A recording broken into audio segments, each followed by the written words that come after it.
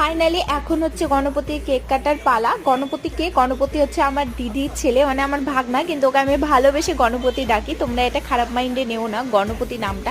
তারপরে আর কি কেক কাটার পর সবাই গণপতিকে কেক খাইয়ে দিই, গণপতির ঠাম্মি খাইয়েছে, আমি খাইয়েছি, তারপরে এখানে পূর্ণিমাদিকে ওই খাইয়েছে কারণ পূর্ণিমাদি টাইগার আর লিজাকে ধরেছিল। তারপরে দিদি এখানে খাইয়েছে, দিদি খাইয়েছে না চাকু দিয়ে, তা আমি আবার বলছি কি তুই চাকু দিয়ে কেন খাওয়াচ্ছিস। তো যাই হোক, আর মনোজদা এখানে ওকে দেখো কি অবস্থা করে দিয়েছে, আর ওকে গালে কেউ কেক লাগায়নি, যার জন্য ওই নিজে নিজে গালের মধ্যে কেক লাগিয়ে নিচ্ছে। আর তারপরে জিজু এখানে কপালে কেক দিয়ে টিপ করে দিয়েছে।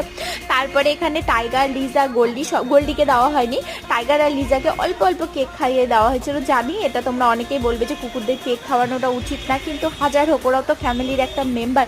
তারপরে জানো মাছ রান্না হচ্ছিল, আর এখানে দেখো একটা টোটো আর দুটো টোটোর অ্যাক্সিডেন্ট হয়ে গেছিলো, তো সেটাই দেখাচ্ছিলাম তোমাদেরকে। আর তারপরে আজকের মতো মিনি ব্লগটা এখানে, আবার দেখা হবে নেক্সট ভিডিওতে। Bye bye.